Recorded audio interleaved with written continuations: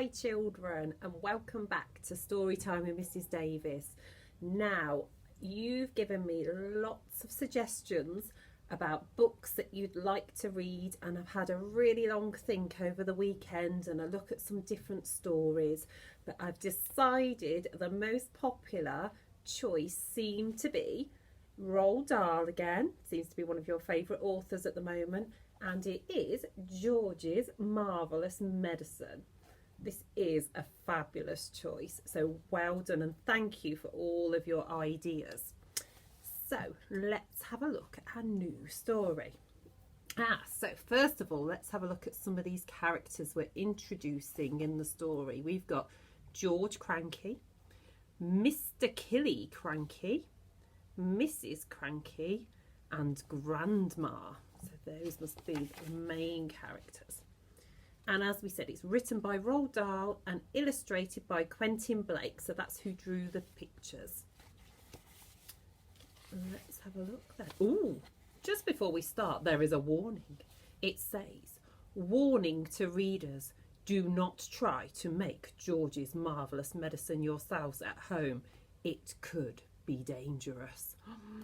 Oh my goodness. Chapter 1 is called Grandma. I'm going shopping in the village, George's mother said to George on Saturday morning. So be a good boy and don't get up to mischief. This is a silly thing to say to a small boy at any time. It immediately made him wonder what sort of mischief he might get up to. And don't forget to give Grandma her medicine at 11 o'clock, the mother said. Then out she went, closing the back door behind her. Grandma, who was dozing in her chair by the window, opened one wicked little eye and said, Now you heard what your mother said, George. Don't forget my medicine.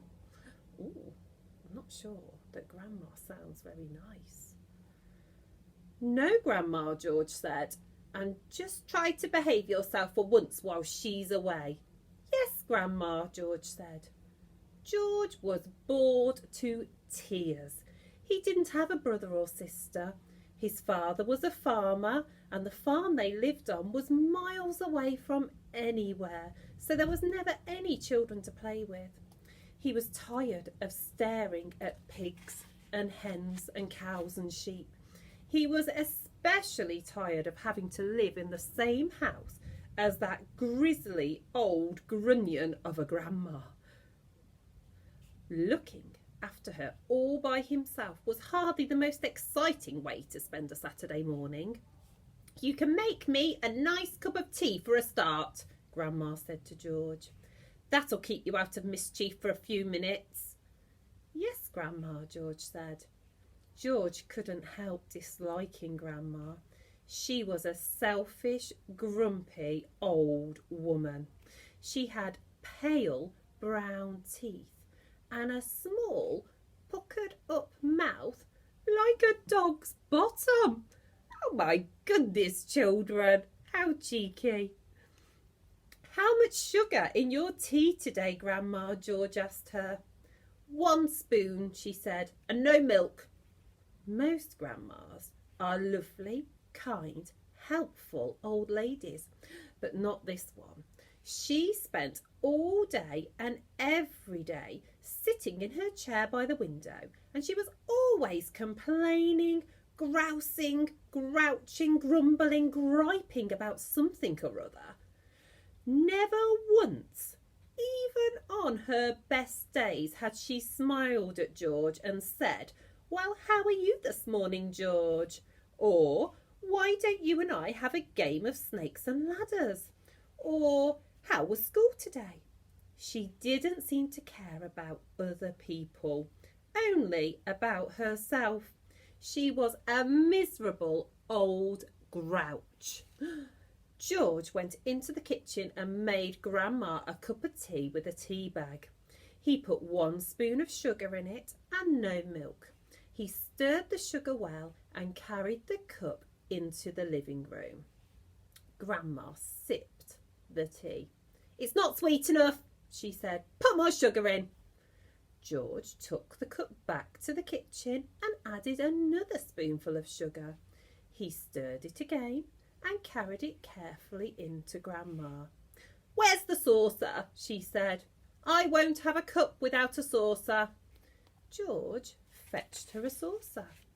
"And what about a teaspoon, if you please?" "I've stirred it for you, Grandma. I stirred it well." "I'll stir my own tea, thank you very much," she said. "Fetch me a teaspoon." Oh, what an ungrateful lady, children. George fetched her a teaspoon. When George's mother or father were home, Grandma never ordered George about like this. It was only when she had him on her own that she began treating him badly. "You know what's the matter with you?" the old woman said, staring at George over the rim of the teacup with those bright, wicked little eyes. "You're growing too fast. Boys who grow too fast become stupid and lazy." "But I can't help it if I'm growing fast, Grandma," George said. "Of course you can," she snapped. "Growing's a nasty, childish habit." "But we have to grow, Grandma. If we didn't grow, we'd never be grown-ups." "Rubbish, boy, rubbish," she said. "Look at me. Am I growing? Certainly not." "But you did once, Grandma." "Only very little," the old woman answered. "I gave up growing when I was extremely small, along with all the other nasty childish habits like laziness and disobedience, that means not doing what you're told, and greed and sloppiness and untidiness and stupidity. You haven't given up any of those things yet, have you?" "I'm still only a little boy, Grandma." "You're 8 years old," she snorted. "That's old enough to know better. If you don't stop growing soon, it'll be too late." "Too late for what, Grandma?" "It's ridiculous," she went on. "You're nearly as tall as me already." George took a good look at Grandma. She certainly was a very tiny person. Her legs were so short she had to have a footstool to put her feet on, and her head only came halfway up the back of the armchair. "Daddy says it's fine for a man to be tall," George said. "Don't listen to your daddy," Grandma said. "Listen to me." "But how do I stop myself growing?" George asked her. "Eat less chocolate," Grandma said. "Does chocolate make you grow?" "It makes you grow the wrong way," she snapped. "Up instead of down." Grandma sipped some tea, but never took her eyes from the little boy who stood before her. "Never grow up," she said. "Always down."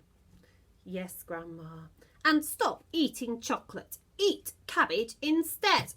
"Oh, my goodness." "Cabbage? Oh, no, I don't like cabbage," George said.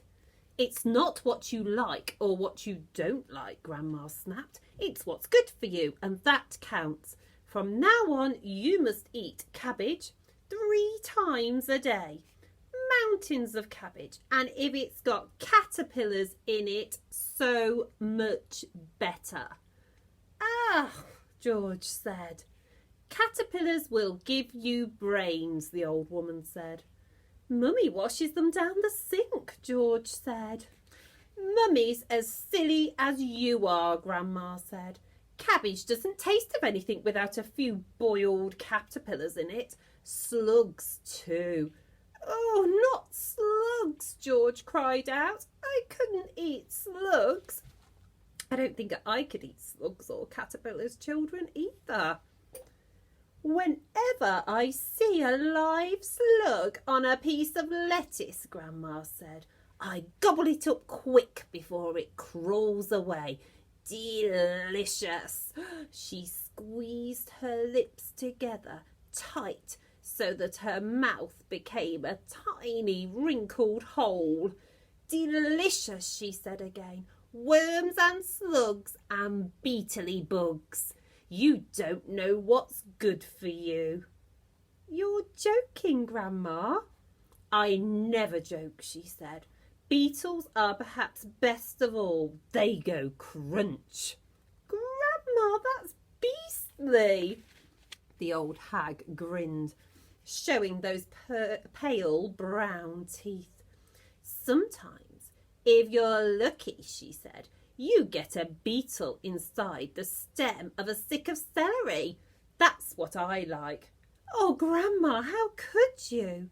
You find all sorts of nice things in sticks of raw celery, the old woman went on. Sometimes it's earwigs. Oh, I've never found those in my sticks of celery, children. I don't want to hear about it, cried George. A big, fat earwig is very tasty, Grandma said, licking her lips. But you've got to be very quick, my dear. When you put one of those in your mouth, it has a sharp pair of nippers on its back end, and it grabs your tongue with those. It never lets go. So you've got to bite the earwig first, chop, chop, before it bites you. Oh, children, I think Grandma's nearly as ghastly as Mr. and Mrs. Twit. Children, what an awful woman, and what terrible things to say to her own grandson and to frighten poor George.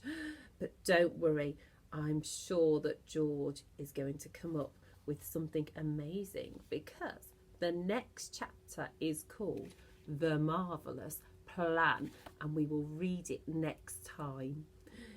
Speak to you all soon, children. Stay safe.